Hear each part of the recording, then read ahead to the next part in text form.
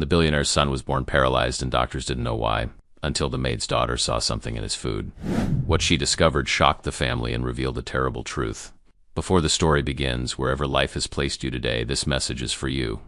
The morning sun cast long shadows through the floor to ceiling windows of the Thompson mansion. But inside Oliver's bedroom, darkness lingered like an unwanted guest. Marcus Thompson stood at the doorway, his tailored suit unable to hide the exhaustion etched into his 35-year-old face. He watched as the physical therapist worked with his son, manipulating small limbs that barely responded, and felt the familiar weight of helplessness crush his chest. "Mr. Thompson, I'm afraid we're not seeing the progress we hoped for," Dr. Chun said softly, her professional demeanor barely masking her own frustration. She'd been working with Oliver for 3 months, the latest in a long line of specialists who'd tried and failed to unlock the mystery of his condition. Marcus nodded, his jaw tight. 7 years. 7 years of watching his beautiful boy trapped in a body that wouldn't cooperate. Of sleepless nights spent researching rare conditions, of throwing millions at the best medical minds in the world, only to be met with the same bewildered expressions and apologetic shrugs. "The neurological tests show normal brain function, doctor," Chun continued, gathering her equipment. His cognitive development is actually quite advanced for his age. But the motor control issues, the progressive weakness in his limbs. Mr. Thompson, I've never seen anything quite like this. It's as if something is actively preventing his body from responding to normal nerve signals."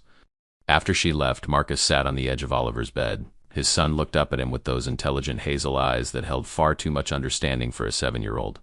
Oliver couldn't speak much. His vocal cords were affected by whatever mysterious condition plagued him, but he could communicate with his eyes, and right now they were asking the question Marcus couldn't answer. Why? "Dad's going to fix this, buddy," Marcus whispered, his voice cracking slightly. "I promise you, whatever it takes." But the promise felt hollow. How could he fix something when the world's best doctors couldn't even diagnose it? Oliver had been like this since birth. Marcus still remembered the moment in the delivery room when the nurse's excited chatter had suddenly gone silent, when the pediatrician's face had gone pale. At first they'd thought it was cerebral palsy, but the tests ruled that out. Then they'd suspected genetic disorders, metabolic conditions, rare autoimmune diseases. Every test came back either normal or inconclusive. The doorbell echoed through the mansion, pulling Marcus from his thoughts. He heard Greta, his longtime housekeeper, answer it. A moment later, she appeared at the bedroom door with an apologetic expression. "Mr. Thompson, the employment agency sent over the new housekeeper. I know you said you wanted to interview her personally." Marcus had almost forgotten. Greta was retiring next month. She'd been with him since before Oliver was born, and at 72 she'd earned her rest. He'd been so focused on Oliver's latest round of specialists that hiring her replacement had slipped his mind.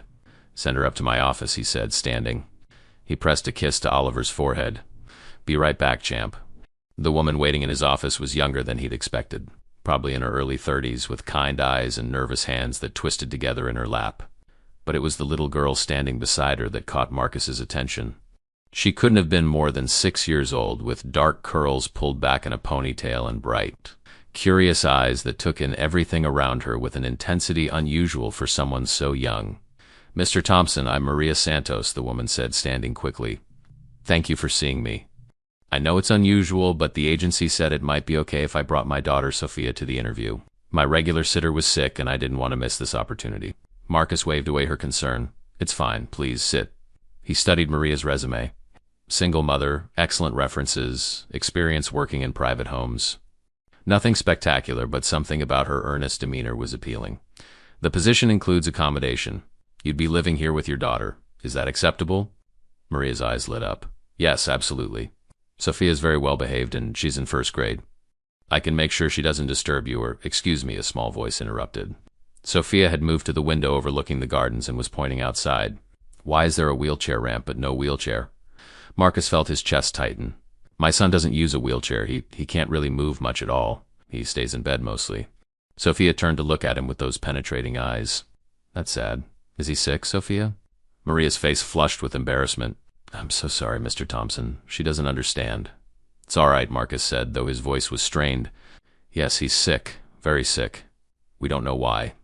Sophia nodded slowly, processing this information with a seriousness beyond her years. "Can I meet him?" Something about the directness of the question, the lack of pity in those young eyes, made Marcus hesitate. Most adults looked at Oliver with sadness or uncomfortable sympathy. This child just seemed curious. Maybe if your mother gets the position, he found himself saying. The interview lasted another 20 minutes, but Marcus's mind was already made up. There was something about Maria's warmth, a genuine quality that had been missing from the other candidates. And Sophia, despite her forward questions, had an unusual maturity that suggested she wouldn't be intimidated by the mansion or its challenges. "When can you start?" he asked finally. Maria's relief was palpable.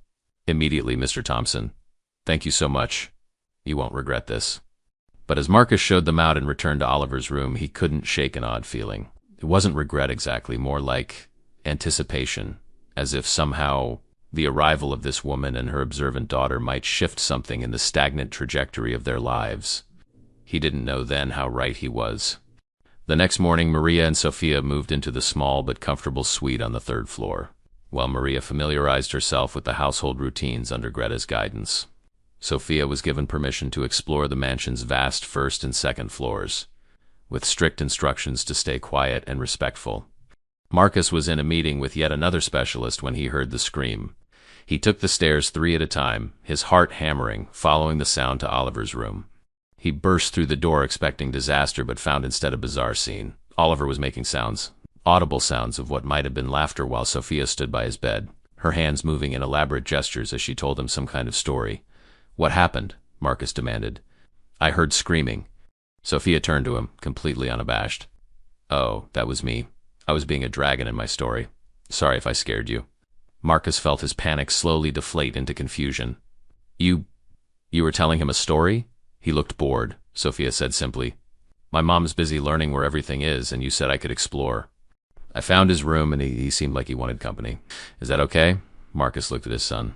Oliver's eyes were brighter than he'd seen them in months, fixed on Sophia with an intensity that suggested he was completely absorbed in whatever tale she'd been weaving. And those sounds, they weren't quite laughter, but they were close. Closer than anything Oliver had managed before. It's fine," Marcus said slowly. "Just maybe a little quieter on the dragon screams." "Deal," Sophia agreed seriously. Then she turned back to Oliver. "Sorry, we have to pause the story. But don't worry, the princess hasn't rescued the knight yet. I'll come back later if that's okay." Oliver's eyes moved to Marcus, pleading. Of course, Marcus heard himself say, "Anytime." Over the next few days, a pattern emerged. Sophia would spend her mornings at school, but every afternoon, she'd appear in Oliver's room with a new story. A game she'd adapted for someone who couldn't move, or simply questions that sparked something in his eyes. She talked to him like he was normal, like his body's limitations were just minor inconveniences rather than tragic barriers. Marcus found himself looking forward to those moments when he'd pass by the room and hear Sophia's animated voice, see his son's engaged expression. Maria noticed too. "She's taken quite a shine to Oliver," Maria said one evening as she prepared dinner.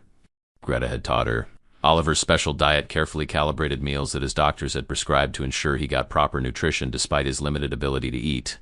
"I hope it's not too much. I can ask her to give him more space if you'd like." "No," Marcus said quickly. "Don't. He's more alive when she's around than I've seen him in a long time." It was true. Something about Sophia's presence seemed to energize Oliver in ways that expensive therapies and medications never had. Marcus mentioned it to Dr. Patterson, Oliver's primary physician, during their weekly check-in. "Social stimulation can have significant positive effects," Dr. Patterson said thoughtfully, "especially for a child as isolated as Oliver has been. The emotional connection might be triggering responses we haven't been able to access through clinical means. I'd say encourage it." So Marcus did. He bought Sophia art supplies so she could draw with Oliver, watching her patient efforts to position crayons in his weak grip. He set up a small library in Oliver's room with books Sophia could read aloud. He even had a television mounted where Oliver could see it, so Sophia could narrate the shows when dialogue moved too fast for Oliver to follow. But it was 2 weeks into Maria and Sophia's residence when something changed. Marcus was working in his study when Sophia appeared in the doorway, her expression troubled in a way he hadn't seen before. She stood there, shifting from foot to foot, clearly wanting to say something but hesitating. "What's wrong, Sophia?" Marcus asked, setting down his pen. "Can I ask you something? About Oliver's food?" Marcus felt a chill run down his spine, though he couldn't have said why. "What about it?" Sophia bit her lip. "Does he eat the same things every day?" "More or less. His doctor's prescribed a specific diet to make sure he gets all the nutrients he needs." "Why?" "I've been watching," Sophia said slowly, her young face serious. "Every day at lunch and dinner, your nurse gives him that special food. The green smoothie and the pasta with the white sauce." "That's right. It's carefully measured too. But have you noticed that he always seems more tired after he eats?" Like within an hour or two, he can barely keep his eyes open and his hands shake more. Marcus stared at her. In truth, he'd noticed Oliver seemed to have good days and bad days, better hours and worse hours, but he'd attributed it to the unpredictable nature of his condition. The idea that it might correlate with meals had never occurred to him. Sophia, these are meals prescribed by his medical team. They're designed to help him, not hurt him. But even as he said it, doubt crept in. Because now that she mentioned it, he could remember afternoons when Oliver had seemed more alert, more responsive always in the late morning before lunch. And by evening, after dinner, his son would be nearly unresponsive, his small body limp and exhausted. "I know," Sophia said. "I'm probably wrong. I wanted to tell someone who cares about him." She left, but her words haunted Marcus for the rest of the day. That evening, he watched more carefully as Nurse Reeves prepared Oliver's dinner. Everything looked normal, the careful measurements, the precise preparation. Oliver ate what he could manage, which wasn't much. His swallowing reflex was compromised, so most of his nutrition came from the smoothies. An hour later, Oliver was barely conscious, his eyes glazed and his breathing shallow. Marcus told himself it was coincidence, but that night he couldn't sleep. He kept thinking about Sophia's observation, about the pattern she'd noticed. A 6-year-old had spotted something in 2 weeks that he and a team of medical professionals had missed for 7 years. The next morning, he made a decision that would change everything. "Dr. Patterson, I need you to test something for me." Marcus had driven directly to the medical center, skipping his morning meetings and leaving a confused Nurse Reeves to handle Oliver's breakfast routine. He'd brought samples of the special nutritional smoothie and the pasta mixture that comprised most of Oliver's daily meals, carefully sealed in sterile containers. Dr. Patterson, a silver-haired woman in her 50s who'd been treating Oliver since birth, looked puzzled. "Test what exactly, Marcus?" "We've analyzed Oliver's nutritional intake dozens of times. Everything's been carefully calculated by our dietary specialists." "I know, but I want a full toxicology screen. On the food itself." The doctor's expression shifted from puzzled to concerned. "Marcus, what are you suggesting? That someone is poisoning your son?" "I'm not suggesting anything. I'm asking you to test the food, please." Something in his tone must have convinced her because Dr. Patterson nodded slowly. "It'll take a few days to run a complete analysis. We'll need to check for everything, heavy metals, organic compounds, anything that could potentially cause neurological symptoms. How fast can you do it?" 3 days if I put a rush on it." "Marcus, what brought this on?" Marcus hesitated. Saying a 6-year-old pointed out that my son gets worse after eating sounded absurd. But he'd learned to trust his instincts in business, and right now, every instinct was screaming that Sophia had seen something crucial. "Just a hunch," he said finally. "Call me the moment you have results." Back at the mansion, Marcus found himself observing Oliver's routine with new eyes. Nurse Reeves had been with them for 3 years, highly recommended and thoroughly vetted. She prepared all of Oliver's meals according to strict protocols provided by the medical team. There was no reason to suspect her of anything, yet Sophia's words echoed in his mind. "He always seems more tired after he eats." That afternoon, Marcus made an excuse to send Nurse Reeves on an errand, then prepared Oliver's lunch himself, following the recipes exactly but using fresh ingredients from the pantry. The smoothie, the pasta, everything precisely as it should be. Sophia appeared in the doorway as he was feeding Oliver, her eyes widening slightly. "You're doing it yourself today?" she asked. "Nurse Reeves is busy," Marcus said. "I can manage." Sophia watched for a moment, then asked, "Is that the same smoothie powder she uses?" Marcus looked down at the container. It was the specialized protein powder that had been prescribed, part of Oliver's daily nutrition for years. "Yes, why?" "Nothing," Sophia said, but her eyes were troubled. "It's just, could I see the container?" Marcus handed it to her, bemused. Sophia studied the label with a concentration unusual for a 6-year-old, then looked up at him. "This says it has vitamin B and iron, right?" "That's right. My mom takes iron pills. They're in a bottle with a big warning on them that says too much iron can make you really sick. It says to keep away from children." Marcus felt his blood run cold. "Yes, but this is formulated specifically for Oliver. The amount is carefully calculated." "Okay," Sophia said, handing back the container. But her expression suggested she wasn't convinced. After Oliver had eaten, Marcus sat with him, watching. For the first hour, his son seemed fine tired, as he always was, but responsive. But as the second hour approached, Marcus saw it, the increasing drowsiness, the way Oliver's eyes began to lose focus, the tremor in his small hands. The same pattern, every single day. Marcus pulled out his phone and called Dr. Patterson. "I need those results faster, whatever it costs." "Marcus, I'm already expediting. Tomorrow. I need them tomorrow." There was a pause. "Let me make some calls." That evening, Marcus sent Nurse Reeves home early, claiming he wanted some private time with Oliver. He prepared a simple dinner of plain rice and chicken, nothing from the prescribed meals. Nothing from the specialized containers that filled Oliver's designated pantry section. Oliver managed to eat a small amount, and Marcus watched anxiously for the usual decline. But as the evening wore on, something remarkable happened. Oliver stayed alert. Not energetic, his condition didn't allow for that, but his eyes remained clear, his responses to Marcus's presence more immediate. Maria knocked softly on the doorframe. Mr. Thompson, is everything all right? Nurse Reeves seemed upset when she left. Everything's fine. I just needed to handle Oliver's care myself tonight. He looked up at her. Maria, the specialized food for Oliver, the smoothie powder, the pasta mix, the supplements. Where are they kept? In the locked pantry off the kitchen. Nurse Reeves has the key. She's very particular about it. Says the diet has to be exact or it could hurt Oliver. Why, who else has access to that pantry? Maria thought for a moment. Only Nurse Reeves, as far as I know. Sometimes Greta would go in to check inventory, but since I've been here, it's been locked except when the nurse is preparing meals. Marcus nodded slowly. Thank you. Could you prepare something simple for Oliver tomorrow? Plain oatmeal for breakfast, plain pasta with butter for lunch. Nothing from the special pantry, of course, but shouldn't we follow the prescribed diet? Consider it a test, Marcus said. And Maria, don't mention this to anyone, especially not Nurse Reeves. After Maria left, Sophia slipped into the room. She'd been hovering in the hallway, clearly anxious. You believe me, she said softly, about the food. I'm investigating, Marcus corrected. You've raised some good questions. But Sophia, this is important. You can't tell anyone about this. Not your friends at school, not anyone. If you're right, and someone is doing something to Oliver's food, we don't want them to know we're suspicious. Sophia's eyes went wide. You think someone is hurting him on purpose? Marcus wanted to say no, to protect her from such a dark thought.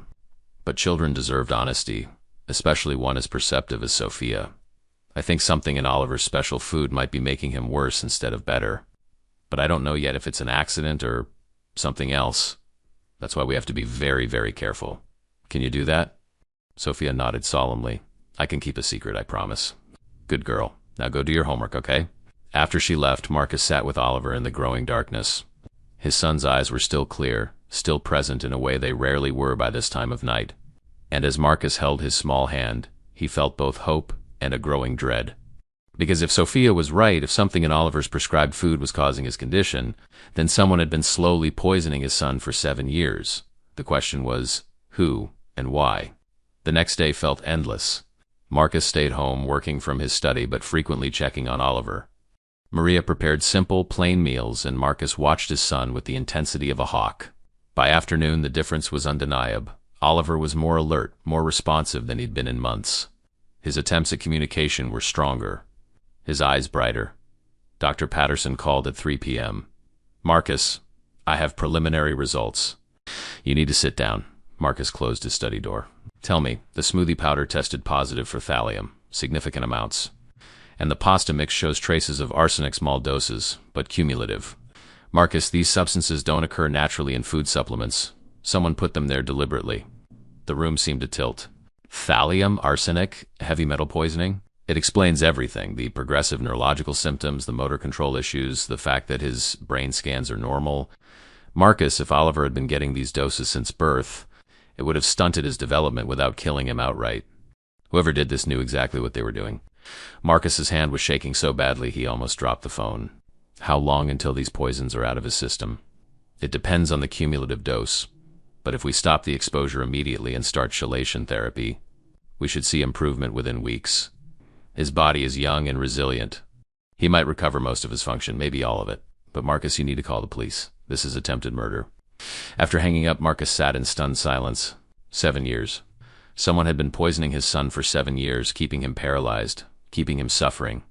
And they'd hidden it in plain sight in the very food that was supposed to help him. Who had access to Oliver's special food? Who had been preparing it all this time? The answer made his stomach turn. Nurse Reeves.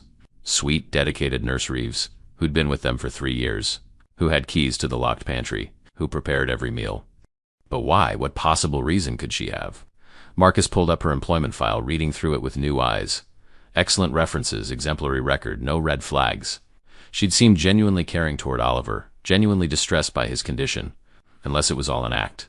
He was reaching for his phone to call the police when Sophia burst into the study, her face pale. "Mr. Thompson, I think I made a terrible mistake." "What? What's wrong?" "I was playing detective. I know you said to keep it secret, but I wanted to help. So, during recess, I called Nurse Reeves. I found her number in the phone book by the kitchen, and I asked her if she knew that iron could be dangerous in big doses." Marcus felt ice flood his veins. "Sophia, what did you say exactly?"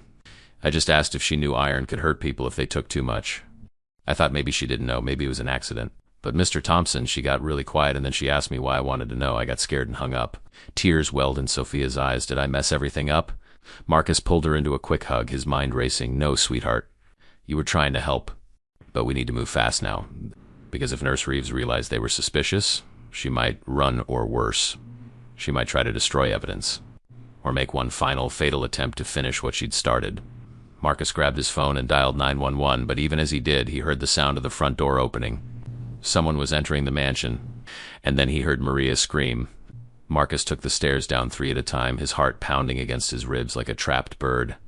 Sophia was right behind him, despite his shouted order for her to stay put. The scream had come from the direction of Oliver's room. He burst through the door to find Maria standing between Nurse Reeves and Oliver's bed, her arms spread protectively. The nurse held a syringe filled with clear liquid. Her usually calm face twisted with an emotion Marcus couldn't quite read. Desperation, maybe, or bitter resignation. "Step away from him, Maria," Nurse Reeves said, her voice surprisingly steady. "This doesn't concern you." "Like hell it doesn't," Maria shot back, and Marcus had never heard her curse before. "Let's put that down. Now, Mr. Thompson," Nurse Reeves said, noticing him in the doorway. Her eyes were red-rimmed but dry. "So you figured it out, didn't you?" "The little girl called me. She's smarter than I gave her credit for." "The police are on their way," Marcus said, keeping his voice level despite the fury threatening to choke him. "Put down the syringe." "It's insulin," she said conversationally, as if discussing the weather. "A massive dose. Quick and relatively peaceful. He wouldn't suffer. Not like he's been suffering all these years, trapped in that useless body." Marcus felt Sophia press against his leg, and he put a protective hand on her shoulder. "Why?" The word came out broken. "Why would you do this to him?" Nurse Reeves laughed, a sound without humor. "Do this to him? I've been trying to free him. Don't you understand? I've watched you throw millions at specialists who can't help him, watched you cling to hope when there is none. Oliver will never be normal, Mr. Thompson. Never run, never play, never have a real life. What I've been doing is mercy." "Mercy?" Marcus's voice rose. "You've been poisoning him. I've been keeping him in stasis," she corrected. "The paralysis was supposed to be gentle, painless. He wasn't supposed to be aware enough to suffer. But you kept fighting it, kept bringing in specialists who nearly discovered the truth twice. Do you know how hard I've worked to keep the diagnosis ambiguous? The carefully balanced doses, the medications I suggested that masked the symptoms just enough?" Maria's voice was shaking with rage. "You're insane. He's a child. A 7-year-old child. He's a prisoner in his own body," Nurse Reeves snapped. "I've been a nurse for 23 years. I've seen children like Oliver, watch them suffer for decades, watch their parents' lives consumed by care that goes nowhere. I watched my own sister waste away with a degenerative condition, begging for release that never came. I swore I'd never let that happen to another child under my care. So you took it upon yourself to play God?" Marcus moved slowly into the room, trying to position himself between the nurse and his son, to decide who lives and who dies. "Someone has to make the hard decisions," she said. "Someone has to care enough to end the suffering." But then you started questioning things. "That meddling child," she glared at Sophia. "She noticed what trained doctors missed, and now what? You'll stop the medication, you'll try to reverse it, and Oliver will suffer through the transition. He'll be confused, in pain, as his body tries to repair years of damage. All for what? To give you hope? To make you feel better?" "No," Marcus said firmly. "To give Oliver a chance at life, the real life he deserves, the one you stole from him. You stupid, sentimental fool. You think stopping the poison will fix him? The damage is done. Years of accumulated toxins don't just wash out of the system. His neural pathways are compromised. His motor development was stunted during critical years. Even if he survives detox, he'll never be the son you dreamed of having. Then he'll be the son he actually is," Marcus said, his voice breaking. "It's imperfect, struggling, but alive and growing. That's his choice to make, not yours." The syringe shook slightly in Nurse Reeves's hand. "I can't let you undo what I've worked so hard to maintain. This ends today, one way or another. Either I complete my mercy or Oliver suffers through a futile recovery attempt. Those are the only options. There's a third option, a voice said from behind Marcus. Detective Sarah Morrison stood in the doorway, her weapon drawn but pointed at the floor. Behind her, 2 uniformed officers moved silently into position. You put down that syringe, step away from the child, and come with us. That's the third option. Nurse Reeves's face crumpled. For a moment, Marcus thought she might actually inject herself with the fatal dose. But then her shoulders sagged and she set the syringe carefully on the bedside table. You're making a mistake, she said as the officers cuffed her. All of you. That boy's suffering isn't over. It's just beginning. The detox alone will be agony. The physical therapy will take years. And even then, there are no guarantees. I was giving him peace. You were giving him death, Maria said coldly. There's a difference. As they led Nurse Reeves away, Marcus finally allowed himself to look at Oliver. His son's eyes were wide, aware he'd witnessed everything. How much had he understood?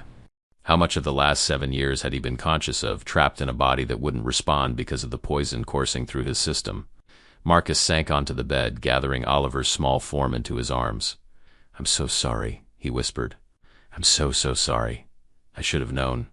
I should have protected you. Oliver made a sound, a small, broken noise that might have been an attempt at speech. His weak hand moved slightly, touching Marcus's chest. Detective Morrison approached. Mr. Thompson, I need to collect the food samples as evidence. And we'll need detailed statements from everyone. But first, your son needs medical attention. Real medical attention. Dr. Patterson arrived within the hour, having been briefed by the police. She examined Oliver while Marcus, Maria, and Sophia waited anxiously in the hallway. The next few weeks will be critical, she said when she emerged. We'll start chelation therapy immediately to remove the heavy metals from his system. It won't be pleasant. He may feel worse before he feels better, but Marcus, there's real hope here. Oliver's brain is intact. His cognitive function is good. With the poison out of his system and intensive therapy, he should be able to regain at least some motor control. Some? Marcus asked.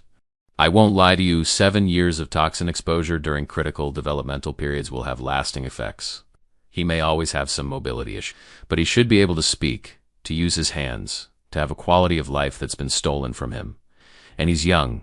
Children's bodies are remarkably resilient.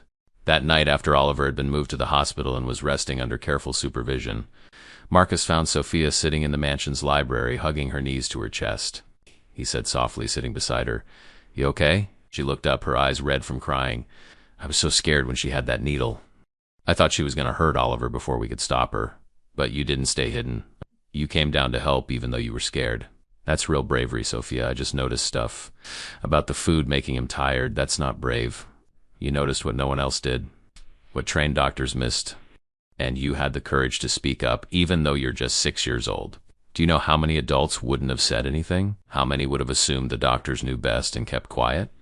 Marcus took her small hand in his. You saved Oliver's life. You're a hero. Will he really get better? Or was she right about the damage? Marcus chose his words carefully. He'll get better than he was. Maybe not perfect, maybe not everything we'd hoped for, but better. And more importantly, he'll have a real chance. A chance to grow up, to discover who he wants to be, to have a life. That's everything, Sophia. That's what you gave him. The investigation that followed revealed the full extent of Nurse Reeves's actions. She'd been gradually increasing the poison doses over her 3 years of employment, building on damage that had apparently been done by a previous nurse who died in a car. Excellent. One that investigators were now examining with renewed suspicion. Her apartment was filled with journals documenting her twisted philosophy, her belief that she was providing mercy to children she deemed beyond hope. She targeted 4 other children before Oliver, all with severe disabilities. 2 had died officially from complications of their conditions. The other 2 had been transferred to different care before she could complete her mission. The case made national headlines. Angel of Death, nurse poisoned disabled children. But Marcus couldn't focus on the media circus. His attention was entirely on Oliver, who was enduring the grueling process of detoxification and beginning to show the first tentative signs of improvement. 3 weeks after Nurse Reeves's arrest, Oliver spoke his first clear word in years. Dad. It was scratchy, barely audible, but it was unmistakably his son's voice. Marcus, who'd been reading to Oliver from a book about space exploration, nearly dropped it. Oliver, buddy, say that again? Dad. Stronger this time. And Oliver's lips curved into what might have been a smile. Marcus pressed the call button for the nurse, the new one. Carefully vetted and monitored, but before anyone could arrive, Oliver spoke again. Sophia? You want to see Sophia? Yes, absolutely. I'll bring her tomorrow. She's been asking about you every day. Oliver's hand moved, a deliberate movement that grasped Marcus's finger. The grip was weak, but it was there. It was real. Dr. Patterson had warned Marcus that recovery would be unpredictable, with good days and bad days, progress and setbacks. But in that moment, feeling his son's intentional touch, hearing his voice, Marcus felt something he hadn't allowed himself to feel in 7 years. Pure, uncomplicated hope. The next afternoon, Sophia arrived with Maria, carrying a bag full of new storybooks. But when she entered Oliver's hospital room and saw him watching her with clear, aware eyes, she dropped the bag and ran to his bedside. "Oliver, you're really awake." "Huh. Hi," Oliver managed. Each word was an effort, but the joy in his eyes was unmistakable. Sophia turned to Marcus, her own eyes shining with tears. "He's talking, Mr. Thompson, he's really talking." "Thanks to you," Marcus said, "to your observation and your courage." Over the next hour, Sophia told Oliver elaborate stories about her school adventures, asked him questions that he could answer with small head movements and increasingly frequent words, and treated him not like a medical miracle or a victim, but like a friend, like a normal 7-year-old kid. And watching them together, Oliver struggling to respond but clearly engaged, Sophia patiently encouraging his efforts, Marcus realized something profound. Yes, his son had been poised for years by someone who'd claimed to be helping him. Yes, the recovery would be long and difficult. But Oliver had never been just his condition. Behind the paralysis, trapped but aware, his real son had been waiting all along for someone to truly see him. That someone had been a 6-year-old girl with a talent for observation and a heart too big to ignore suffering. As Maria and Sophia prepared to leave, Oliver managed one more word. "Tomorrow?" Sophia grinned. "Tomorrow and every day. I'll tell you all about the Dragon Princess. She's about to rescue the knight from the tower." "You know," Marcus said as he walked them to the elevator, "usually the knight rescues the princess." "That's old-fashioned," Sophia said matter-of-factly. "In my stories, girls rescue people too. Like in real life." Maria squeezed her daughter's shoulder, pride evident in her eyes. "Just like in real life." That night, after Oliver had drifted into natural, peaceful sleep, so different from the drugged unconsciousness that had plagued him for years, Marcus stood at the hospital window looking out at the city lights. His phone had been ringing all day with calls from lawyers, reporters, concerned family members he barely remembered. But none of it mattered right now. What mattered was the small voice he'd heard today saying, "Dad." What mattered was the grip of tiny fingers, weak but determined. What mattered was the light returning to eyes that had been dimmed for far too long.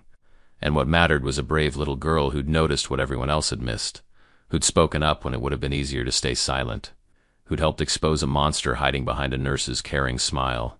Marcus pulled out his phone and sent a text to his lawyer, set up a trust fund for Sofia Santos's education, full ride through whatever school she wants. She's going to change the world someday. The response came quickly. Already done. Also, the media wants statements. Marcus turned off his phone. The media could wait. The world could wait. Right now, all that mattered was being here when Oliver woke up, ready for whatever tomorrow would bring. For the first time in 7 years, tomorrow felt like a promise instead of a burden. And it was all because one little girl had asked the simplest, most important question. "Have you noticed he gets worse after he eats?" Sometimes the most profound truths come from the most unlikely sources. Sometimes heroes are 6 years old with ponytails and an observant heart. Sometimes, Marcus thought, looking back toward his son's sleeping form, salvation comes in the smallest packages, asking the most innocent questions that everyone else was too busy to consider. And sometimes, just sometimes, darkness doesn't win. 2 months into Oliver's recovery, Marcus began to understand what Dr. Patterson had meant about unpredictability. Some days Oliver could grip a spoon well enough to feed himself small bites of food. Other days his hands trembled so badly he couldn't hold anything at all. Some mornings he'd string together full sentences. Other times the words caught in his throat like fish on a line, struggling and incomplete. But even on the hardest days there was one constant: Sophia. She'd taken to visiting the hospital every afternoon after school, her backpack stuffed with books, games she'd adapted for Oliver's limited mobility, and an endless supply of stories. Marcus had tried to pay Maria extra for the time, but she'd refused. "Sophia wants to be here," Maria had said simply. "Honestly, Mr. Thompson, I think Oliver's helping her as much as she's helping him. She's more confident now, more compassionate. That's worth more than money." It was true. Sophia had blossomed over these months, her natural perceptiveness maturing into something remarkable. She'd become Oliver's translator when his words failed, his advocate when the physical therapy became too intense, his champion in moments of frustration. Marcus watched them now from the doorway of Oliver's hospital room. Sophia was teaching Oliver to play a card game, patiently repositioning cards in his weak grip when they fell, celebrating small victories with genuine enthusiasm. "3 in a row," Sophia exclaimed. Oliver, you're getting so much better at holding them. Oliver's smile was lopsided but real. You're letting me win. I am not. You're actually getting good at this. Pretty soon you'll beat me for real, and then I'll have to find a harder game. Dr. Patterson appeared beside Marcus's tablet in hand. They're good for each other. Oliver's progress has been remarkable, Marcus. Better than I'd hoped. But not complete, Marcus said, hearing the edge in his own voice. He still can't walk. He can barely use his right hand, and his speech is light years beyond where it was 3 months ago, Dr. Patterson interrupted gently. Marcus, you need to adjust your expectations. Oliver spent 7 years with poison affecting his neural development. The fact that he's talking at all is miraculous. The fact that he has any motor control is extraordinary. But he's going to have lifelong challenges. You need to accept that. I know. I just keep thinking about all the time he lost, all the experiences he should have had, then focus on giving him new experiences instead of mourning lost ones. He's 7 years old, Marcus. He has his whole life ahead of him now. Later that evening, after Sophia had gone home and Oliver was sleeping, Marcus sat in his son's room working on his laptop, or trying to. His mind kept drifting to the trial preparations. Nurse Reeves's lawyer was building a defense around mental illness, claiming she genuinely believed she was acting mercifully. The prosecution was confident they'd get a conviction, but the process was grinding and painful. His phone buzzed with a call from Detective Morrison. Mr. Thompson, we've uncovered something troubling. Can you come down to the station tomorrow? What is it? I'd rather discuss it in person. It concerns the nurse who worked for you before Reeves, the one who died in the car accident. Marcus felt a chill. Caroline Fletcher? What about her? Just come tomorrow. 10 a.m.? The detective hung up, leaving Marcus staring at his phone with growing unease. Caroline Fletcher had been Oliver's first long-term nurse, hired when he was 2 years old. She'd worked for them for 2 years before dying in what had been ruled an accident. Her car had gone off a bridge during a rainstorm. But if Nurse Reeves had been poisoning Oliver for 3 years, and his condition predated her employment, then someone else had started the process. Caroline Fletcher seemed the obvious suspect, but she was dead. What could the police have discovered after all this time? The next morning, Marcus sat across from Detective Morrison in a small interview room at the precinct. The detective slid a folder across the table. We've been reviewing Fletcher's background as part of the Reeves case, Morrison began. Looking for connections, similar patterns. What we found was interesting. Fletcher's car accident? The brake lines were cut. It was missed in the original investigation because the car was badly damaged in the crash and the weather was terrible. But we had forensics take another look at what remained of the vehicle. It was definitely sabotage. Marcus felt the floor drop away. Someone murdered her? That's what the evidence suggests. And here's where it gets complicated. We pulled Fletcher's financial records. In the 6 months before her death, she deposited over $200,000 into her bank account. Small increments, nothing that would trigger automatic reporting, but it adds up. She was being paid by someone. Paid to poison my son, Marcus said, his voice hollow. That's our theory. But then something happened. Maybe she got cold feet. Maybe she wanted more money. Maybe whoever was paying her decided she was a liability. Either way, someone cut her brake lines on a night they knew she'd be driving home in bad weather. Made it look like an accident. Who would do this? Morrison pulled out another document. That's what we're trying to determine. The payments came from a shell corporation that's proven difficult to trace. But we did find something else interesting. Caroline Fletcher kept a diary. Her sister had it, never thought it was relevant until we asked. There are entries in the last few months of her life suggesting she was frightened of someone. She doesn't name names, but she writes about having to see this through and being threatened if she didn't cooperate. Marcus's hands were shaking. Someone hired her to poison Oliver, then killed her when she became a problem. Then what? Hired Reeves to continue? We don't think Reeves was hired. Her journals suggest she acted independently based on her twisted ideology, but she may have been unwittingly continuing someone else's work. The question is, who wanted Oliver poisoned in the first place? Who benefits from his condition? The answer hit Marcus like a physical blow. His inheritance. If Oliver were to die before reaching majority, the trust would be dissolved and the assets would— He stopped, not wanting to say it out loud. Would go to whom? Morrison prompted. To Oliver's mother. My ex-wife, Vanessa. The detective's expression didn't change. Tell me about your ex-wife. Marcus ran a hand through his hair. We divorced when Oliver was 6 months old. The pregnancy was difficult, and when Oliver was born with his condition, Vanessa couldn't handle it. She left. I gave her a generous settlement, and she signed away her parental rights. I haven't heard from her in years. Has she tried to contact Oliver? Never. Not once in 7 years, Morrison made notes. Where is she now? I don't know. Last I heard she was living in California with her new husband. She remarried within a year of our divorce. We're going to need her contact information. And Mr. Thompson, until we get to the bottom of this, I'd recommend extra security for both you and Oliver. If someone went to the trouble of a 7-year poisoning scheme and committed murder to protect it, they might not be done. Marcus felt sick. All this time he'd thought Nurse Reeves was the full extent of the horror. But she'd just been a unwitting accomplice to something larger, something more calculating. Someone had specifically targeted Oliver, had paid Caroline Fletcher to slowly poison him, had killed her when she wavered, and had possibly allowed or even encouraged Reeves to continue the work. And if Detective Morrison's theory was correct, that someone was Vanessa, the woman he'd once loved, the mother of his child. Back at the hospital, Marcus found Oliver awake and unusually quiet. Sophia hadn't arrived yet. Her school had a special assembly that was running late, and Oliver seemed subdued without her usual cheer. "Dad?" Oliver's voice was soft. "Can I ask you something?" "Anything, buddy?" "Why doesn't my mom ever visit?" Marcus felt his heart crack. They'd avoided this conversation, but Oliver was getting older, more aware. He deserved some version of the truth. "Your mom, she had a hard time when you were born. She wasn't ready to be a parent, especially to a child with medical challenges. So she left. She signed papers that said she didn't want to be your parent anymore." "Because I was broken?" The pain in Oliver's young voice was devastating. "No, never think that. You were never broken, Oliver. You were sick because someone was hurting you, but that's not the same thing as being broken. Your mom left because of her own problems, her own inability to handle difficult situations. That was her failure, not yours." Oliver was quiet for a long moment. "Do you think she knows I'm getting better?" "I don't know, son, but it doesn't matter. The people who love you are here. I'm here. Sophia and Maria are here. Greta visits every week. You have people who love you for exactly who you are. Sophia says her dad left too, before she was born.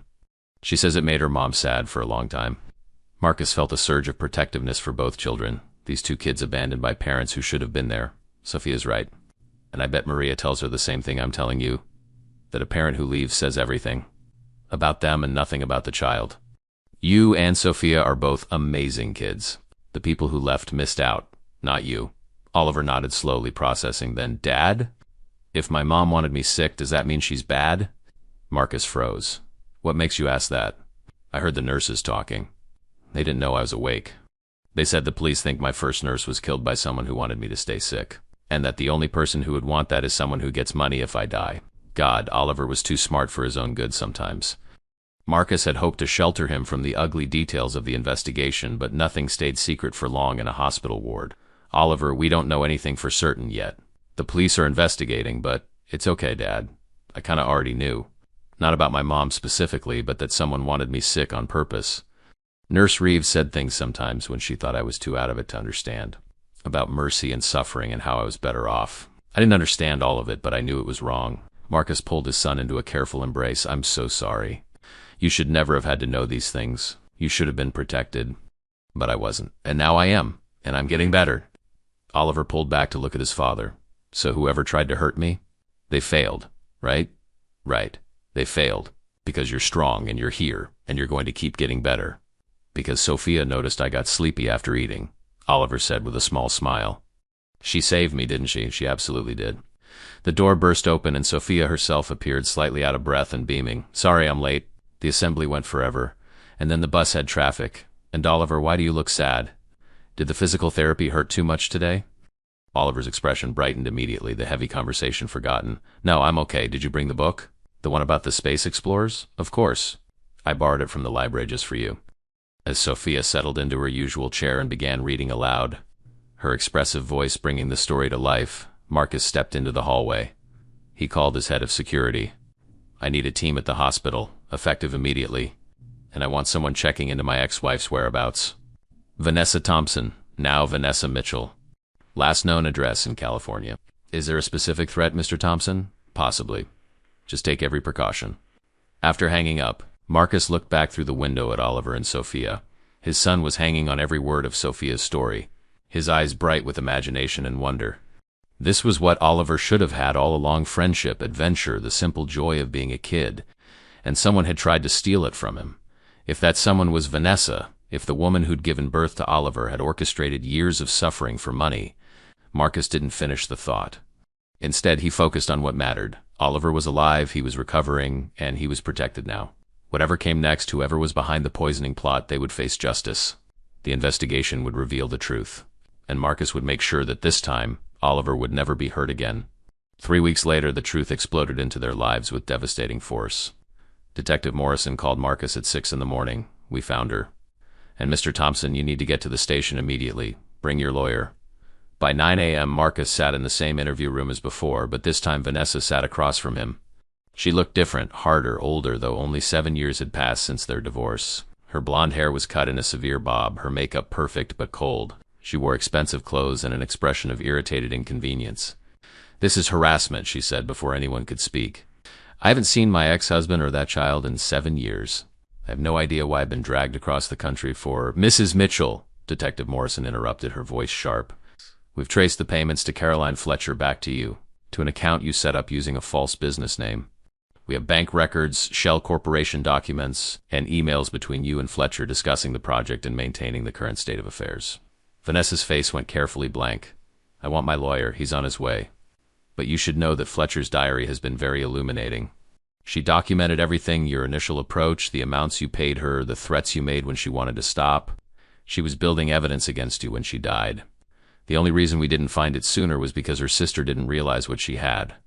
"I didn't kill her," Vanessa said quickly. "Too quickly." "No, but you arranged it.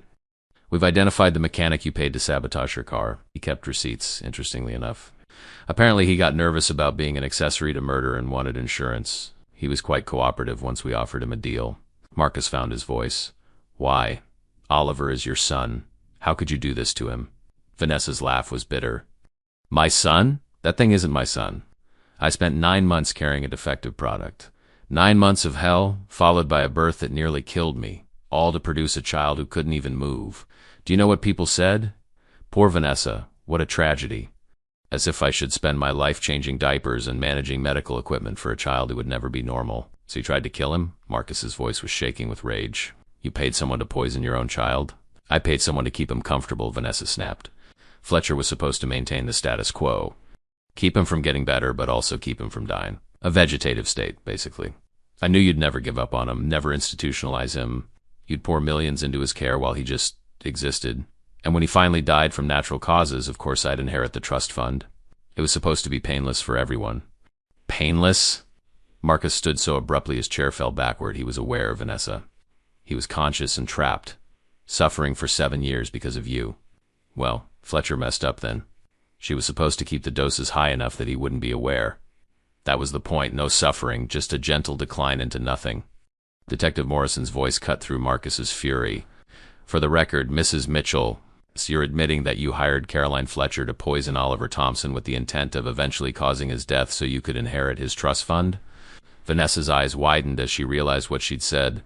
"I want my lawyer, now. And I'm not saying another word, but the damage was done. Her confession, recorded and witnessed, would be more than enough for the prosecution." As officers led her away to a holding cell, Marcus stood frozen. The woman he'd once loved enough to marry, to have a child with, had spent 7 years systematically destroying that child for money. Had hired someone to poison him, had that person killed when they wavered, and had allowed the accidental continuation of the poisoning by Nurse Reeves because it served her purposes. "Mr. Thompson," Morrison said gently, "I know this is a lot to process. Does Oliver need to know that his own mother did this?" The detective considered. "Eventually, maybe, when he's older and can understand it better, but for now, he needs to focus on recovery and being a kid. The legal proceedings will take months, maybe years. You have time to figure out how to tell him." Marcus nodded numbly. "What happens now?" "She'll be charged with attempted murder, conspiracy to commit murder, and the actual murder of Caroline Fletcher. With her confession and the evidence we've gathered, she's looking at life in prison without parole. She'll never hurt Oliver again." Back at the hospital, Marcus found his usual scene, Sophia reading to Oliver, both children absorbed in the story. But today he saw it differently. He saw 2 children who'd been abandoned by parents Sophia's father before she was born. Oliver's mother who'd tried to kill him. And yet here they were, finding joy and friendship and hope despite everything. Maria appeared in the doorway with coffee. "Mr. Thompson, you look terrible. What happened?" Marcus stepped into the hall and Maria followed. He told her everything, the investigation, Vanessa's arrest, the confession. Maria's face cycled through shock, horror, and finally a fierce protectiveness. That monster, she breathed. Her own child. How could anyone? She stopped, collecting herself. Does Oliver know? Not yet. I don't know how to tell him. Maybe you don't have to. Not now, anyway. He's 7 years old and finally getting a chance at a real life. Why burden him with this darkness? Because he'll find out eventually. The trial will be public. The media will move on to the next story long before Oliver's old enough to read court documents, Mr. Thompson. I understand you want to be honest with him. But sometimes protecting a child means sheltering them from truths they're not ready to handle. He knows someone tried to hurt him. He knows that person has been caught. Does he need to know it was his mother right now when he's finally healing? Marcus wanted to argue, but Maria's practical wisdom was hard to counter. What do I tell him about why she's never visited? The truth that she wasn't capable of being a mother. That says everything that needs to be said without adding the burden of knowing she actively tried to kill him. When he's older, stronger, more stable, then you can give him the full truth if he needs it. But not now. Not when he's still learning to hold a spoon and form sentences. She was right. Marcus knew she was right. Oliver deserved to be a kid for as long as possible, to enjoy his recovery without the shadow of his mother's betrayal hanging over him. That evening, after Sophia had gone home and Oliver was drowsy from his medications, Marcus sat by his son's bed. Dad? Oliver's voice was sleepy. The nurses were talking again. They said my mom got arrested.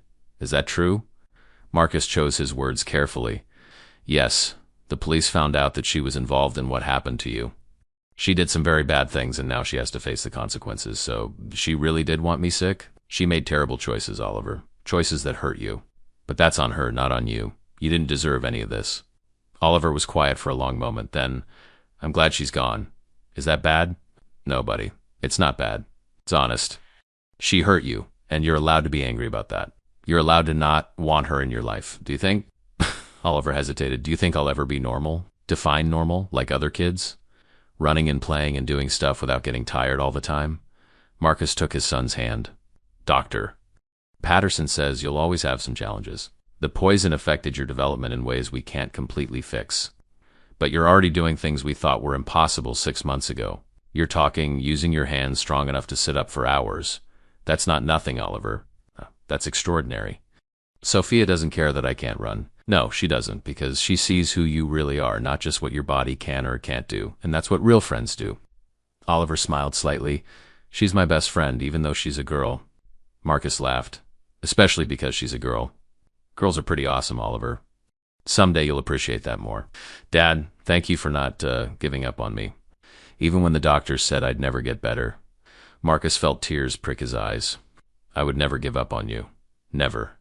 You're my son, and I love you exactly as you are. Getting better is wonderful, but even if you hadn't, I'd still love you just as much. I know. Oliver's eyes were drifting closed. That's why you're the best, Dad. After Oliver fell asleep, Marcus stepped outside the hospital for air. The night was clear, stars visible despite the city lights. He thought about the last 7 years, the desperation, the helplessness, the gradual erosion of hope. And then he thought about the last few months, the discovery, the recovery, the return of his real son from behind the veil of poison. A 6-year-old girl had changed everything, had noticed what no one else had cared enough to speak up. Marcus pulled out his phone and sent a text to Maria. Thank you for everything, for raising such a remarkable daughter, for being part of our family. The response came quickly. She would have helped anyway. It's who she is. But I'm glad we're here. You and Oliver have become family to us too. Family. Yes, Marcus thought. Not the family he'd planned, not the wife who'd betrayed them, not the perfect, healthy child he'd imagined, but something better, more real.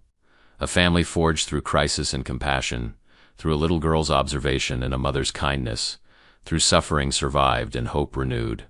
Tomorrow, the legal battles would continue. Tomorrow, there would be more therapy, more struggles, more challenges. But tonight, Oliver was sleeping peacefully for the first time in 7 years, free from poison, surrounded by people who truly loved him. And that was everything. 6 months after Vanessa's arrest, on a crisp autumn morning, Oliver took his first steps. They weren't much, 3 shuffling movements with a walker, his legs shaking with effort, sweat beading on his forehead. But they were steps, real, actual steps. I did it. Oliver's voice rang out, stronger now, clearer. Dad, Sophia, I did it. Sophia, now 7 years old and in second grade, jumped up and down with excitement. You walked. Oliver, you actually walked. Marcus couldn't speak. He could only nod, tears streaming down his face as Dr. Patterson and the physical therapist applauded. 8 months ago, walking had seemed impossible. 8 months ago, Oliver couldn't even grip a spoon. And now, can I try again? Oliver asked, his face flushed with triumph and exhaustion. Tomorrow, Dr. Patterson said gently. That was incredible, Oliver, but we don't want to overdo it. You need to rest now. But I want to show Mom, Maria. Can she come see tomorrow? It had become habit now, Oliver calling Maria Mom and Sophia his sister. Marcus had initially worried it was too much too soon, but Maria had simply smiled and said, If he needs a mom, I'm happy to be one. God knows I have enough love for 2 children. That evening, as Oliver slept off the exhaustion of his achievement, Marcus found himself in the hospital's family lounge with Maria, sharing coffee in comfortable silence. I have something to ask you, Marcus said finally. Maria looked up. That sounds serious. It is. Kind of. Marcus set down his coffee, suddenly nervous in a way he hadn't been since he was a teenager. Oliver thinks of you as his mother. Sophia is clearly his best friend and acts like his sister. You've both been living in the mansion for 8 months now, and honestly, I can't imagine life without you there. So I was thinking, Marcus, Maria interrupted gently. Are you about to ask what I think you're asking? Probably not what you think. I'm not proposing. Not yet, anyway. We barely know each other outside of this crisis. But I am asking if you and Sophia would consider staying permanently. Not as employees, but as family. I'd like to formalize Sophia's adoption as Oliver's sister, and I'd like us to see where this could go. As adults, as partners, as maybe something more eventually. Maria was quiet for a long moment. You know I care about Oliver. And you. But Marcus, I'm a housekeeper. You're a billionaire. That's a big gap. You're not a housekeeper. You're the woman who helped save my son's life. You're the mother who raised a daughter observant and brave enough to see what everyone else missed. You're someone I respect and admire and, yes, care about. The money doesn't matter. It always matters, Maria said, but she was smiling. But I understand what you're saying. And yes, I'd like to stay. I'd like Sophia to have Oliver as her brother officially, and I'd like to see where this goes to. But slowly, Marcus. Let's not rush because of the intensity of everything that's happened. Slowly, Marcus agreed. I can do slowly. Good, because Sophia would never forgive me if I mess this up. She's already planning what color to paint her permanent bedroom. They both laughed, and for the first time in longer than Marcus could remember, the future felt bright and full of possibility. 3 months later, the adoption papers were finalized.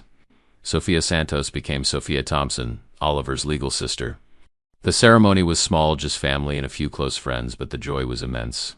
Oliver, now able to walk short distances with assistance, stood beside Sophia as the judge made it official.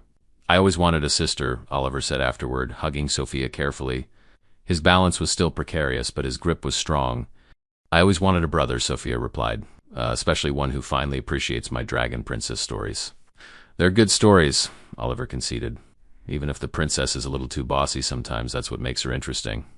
Marcus watched them bicker with the easy comfort of real siblings and felt something in his chest settle. This was right. This was what family should look like, messy, imperfect, chosen, and full of love. The trial was finally approaching. Vanessa had fought every step, but her recorded confession and the mountain of evidence made the outcome inevitable. Her lawyer had tried to negotiate a plea deal, but the prosecution was adamant she would face the maximum sentence for every charge. I don't want to go, Oliver said when Marcus explained that he might need to testify. I don't want to see her. You don't have to, buddy. Your written statement and the medical records are enough. You never have to see her again if you don't want to. Good, because I have a real mom now. One who actually cares about me. On the day of sentencing, Marcus sat in the courtroom with Maria beside him, watching as the judge delivered the verdict. Life in prison without possibility of parole for the murder of Caroline Fletcher, plus consecutive sentences for attempted murder and conspiracy. Vanessa would spend the rest of her life behind bars. As they led her away, Vanessa looked directly at Marcus. Her expression wasn't remorseful. It was angry, bitter, full of blame for everyone but herself. Marcus felt nothing but pity for her. She would spend decades in a cell while her son was out in the world learning to run and play and live. It's over, Maria whispered. It's over, Marcus agreed. But really it was just beginning. 1 year after that first fateful day when Sophia noticed Oliver getting tired after meals, the Thompson family, Marcus, Maria, Oliver, and Sophia gathered for a celebration. Oliver was 8 now, walking without assistance, speaking clearly, attending school part-time. He would always have some limitations. His right hand was weaker than his left. He tired more easily than other kids, and he needed regular physical therapy. But he was thriving.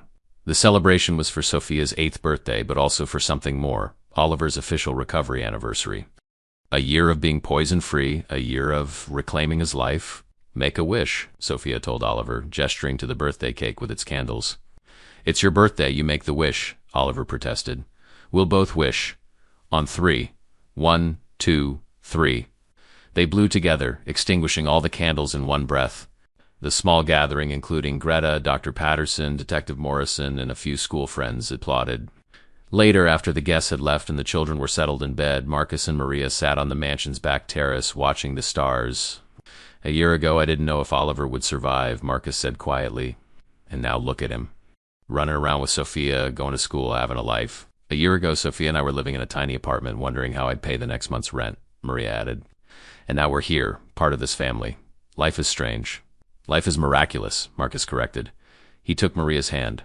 I know we said we'd take things slowly. And we have, but Maria, I need you to know I love you. I'm in love with you. And whenever you're ready, I want to make this official, not just for the kids, but for us. Maria squeezed his hand. I love you too. And yes, when the time is right, I want to make it official too. But for now, what we have right now is perfect. They sat in comfortable silence. Two people who'd found each other in the midst of crises and discovered something real and lasting.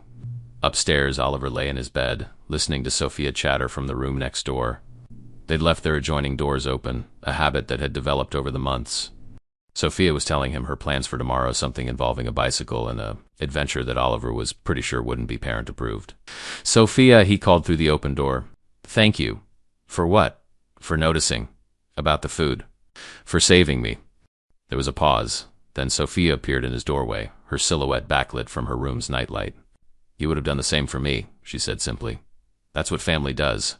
Yeah, Oliver agreed. That's what family does. After Sophia went back to her room, Oliver lay awake for a while longer, thinking about the last year. He remembered the fog of his poisoned existence, the frustration of being trapped in a body that wouldn't obey. But he also remembered Sophia's voice cutting through that fog, giving him something to focus on. Someone who treated him like a real person instead of a tragic case. She'd saved him. This 7-year-old girl with her observant eyes and brave heart had seen what everyone else missed and had cared enough to speak up. Tomorrow they'd go to the park. Oliver couldn't run yet, not really, but he could walk the paths. Could sit on the swings with Sophia pushing him. Could be a normal kid doing normal things. Tomorrow was full of possibility, but tonight he was simply grateful. Grateful to be alive, to be free from poison, to have a real family who loved him not despite his limitations but including them. Downstairs, Marcus checked the locks one final time, looked in on both sleeping children, and settled into bed beside Maria. Outside, the city hummed with life, full of people fighting their own battles, facing their own demons, searching for their own heroes. Sometimes heroes came in unlikely packages. Sometimes they were 6-year-old girls who noticed patterns and asked questions. Sometimes they were single mothers who raised remarkable daughters. Sometimes they were desperate fathers who finally heard the right voice. And sometimes, just sometimes, even the darkest stories found their way to light.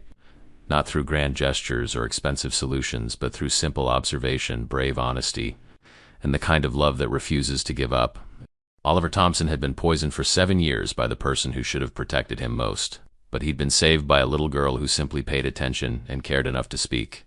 In the end, that made all the difference. 3 years later, on Oliver's 11th birthday, he had ran across the finish line of his school's charity 5K. He came in last, but he finished. Marcus, Maria, and Sophia cheered louder than anyone, their voices hoarse with pride and joy.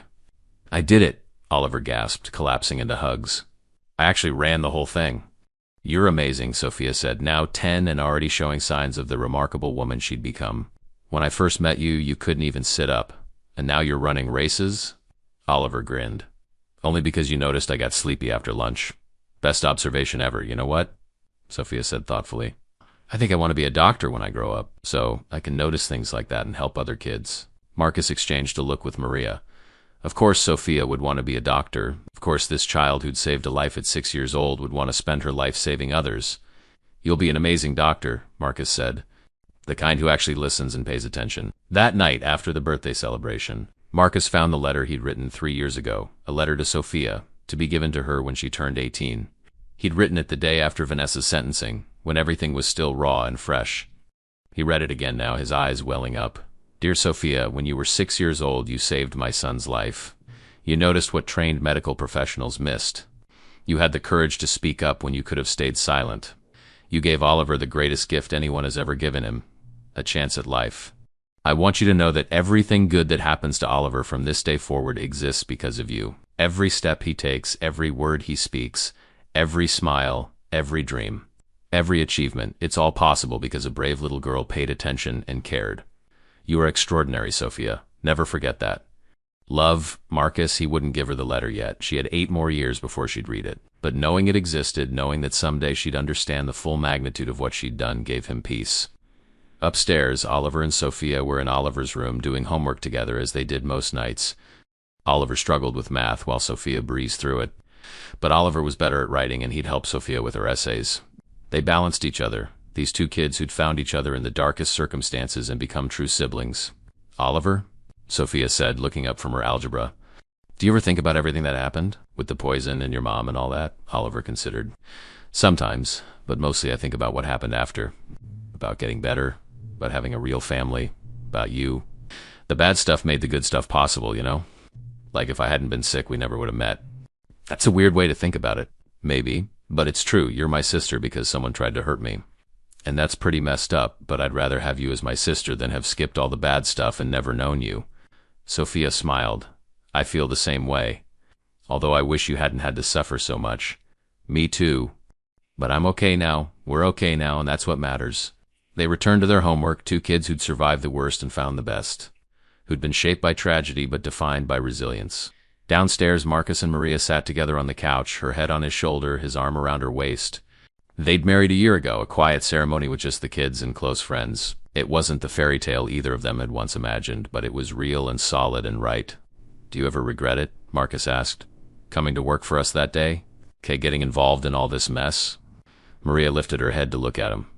Not for a single second. My daughter became a hero. I found a family. We helped a little boy reclaim his life. Why would I regret any of that? Because it was dangerous.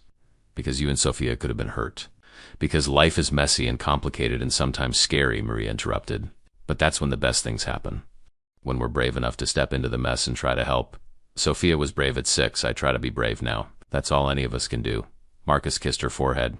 I love you. I love you too. Now come on, let's check on the kids. You know, they're probably talking instead of doing homework. They climbed the stairs together, a united front, a real partnership. When they peeked into Oliver's room, they found both children asleep, Oliver at his desk, Sophia curled up in his reading chair, their homework abandoned around them. Marcus carefully lifted Oliver to his bed while Maria did the same with Sophia. Then they stood together in the doorway, watching their sleeping children. They're going to be okay, Maria whispered. They're already okay, Marcus corrected. They're more than okay. They're extraordinary. And it was true. Oliver, who'd spent 7 years being slowly poisoned, was now a thriving 11-year-old with dreams and plans and a future full of possibility. Sophia, who'd noticed what everyone else missed, was already planning a career in medicine, already thinking about how to help others the way she'd helped her brother. They were survivors. They were fighters. They were proof that darkness doesn't always win, that evil can be defeated, that sometimes the most unlikely hero is exactly what the world needs. As Marcus turned off the light and closed the door, he thought about all the what-ifs. What if Maria hadn't been desperate enough to bring Sophia to that interview? What if Sophia had been less observant, less brave? What if Marcus hadn't listened to a 6-year-old's concern? But all those what-ifs didn't matter because this was the reality. Oliver was alive and healing. Sophia was growing into an exceptional young woman. They were a family, forged in crisis but sustained by love. And somewhere in a maximum security prison, Vanessa sat in a cell. Her plans foiled by a child she'd never met. Her son thriving despite her best efforts to ensure he never would. Justice had been served. Love had triumphed. Life had won. And it all started because a little girl noticed a pattern and had the courage to speak up. Sometimes that's all it takes to change the world. One person paying attention. One person caring enough to act. One person brave enough to challenge what everyone else accepts. Sophia had been that person at 6 years old. And as Oliver grew stronger and Sophia grew wiser, they both carried that lesson forward. Pay attention. Care enough to act. Be brave enough to speak up, because you never know when you might save a life. The end.